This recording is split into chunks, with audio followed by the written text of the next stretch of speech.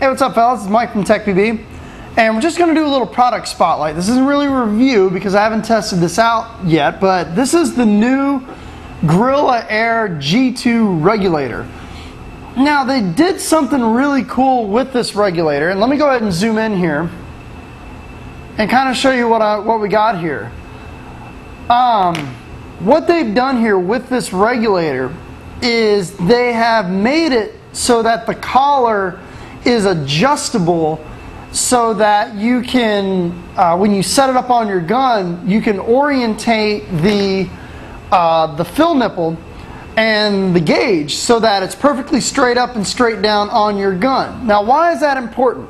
Why is it important that when you screw the screw the regulator into the gun, that the gauge and the fill nipple line up like that? Well, for one, for me personally, I'm actually a fanatic when it comes to not having any gauges or not having any fill nipples dig into my wrists when you're out there playing. You can't, the rules say you're not allowed to have, multiple layers of sweatbands. But on top of that, what it can actually do is it can actually skew your gun off a little bit. If you have a protrusion sticking out the side of your gun, well, obviously when you go to put your wrist up against there, it's going to bump your barrel and bump your barrel out. So it's going to mess with the accuracy of your shot. Many people have seen that a lot of my tanks that I use on tournaments and when I'm out there in the woods and stuff like that, I actually don't even put gauges on them, and what I'll do is I'll actually buy 5 different tanks and I'll buy 5 different ASAs, and then what I'll do is I'll find the tanks that match up perfectly where the fill nipple is facing down, and I'll pull the gauge off and just plug it. And Guerrilla Air actually came out with something that was really cool. Now, why am I doing just a product spotlight on this? Well, they were nice enough, I believe it was in PSP Chicago, to show me a prototype of one of these and got my input on it. Now, when they showed me the prototype of it, they did not have it where the gauge was on one side and the fill nipple was on the other. It was actually at a 90-degree angle. So the fill nipple was facing this way and the gauge was facing this way. Well, the problem with that was that it didn't matter where the tank ended up. After you screwed it in, something was going to be rubbing your wrist, whether it be the fill nipple or the gauge. So what I'm going to do is I want to show you something really, really cool.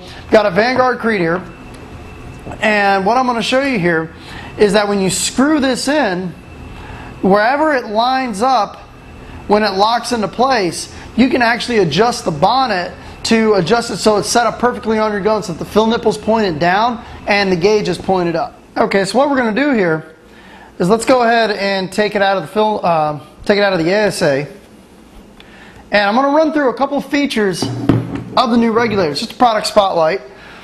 Check out the new fill nipple that's on this thing.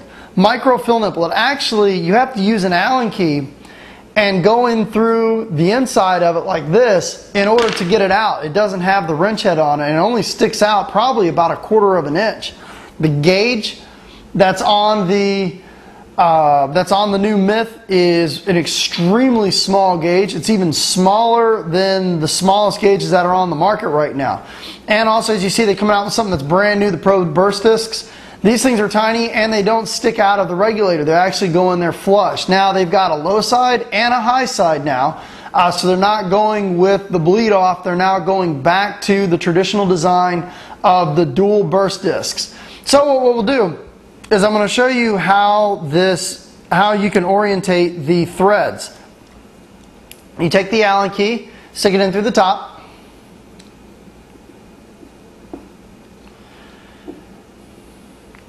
And all I'm doing right now is unscrewing the top flange.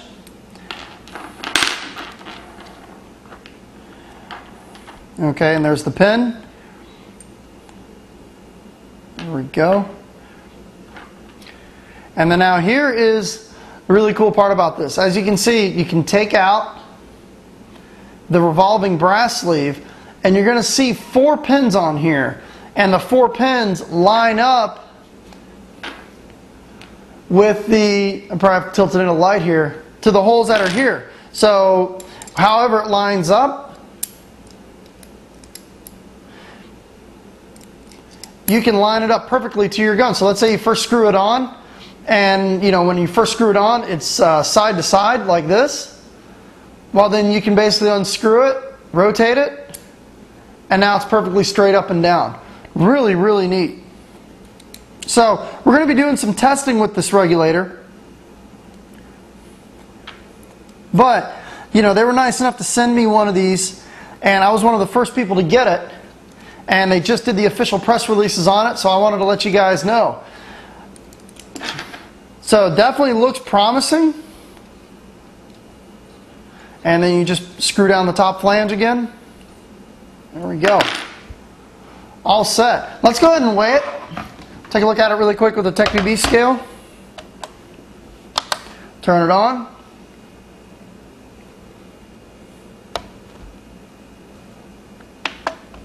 There you go. And this weighs in at 3 pounds. 3 pounds. Listen, I think I'm weighing guns here. 3.6 ounces.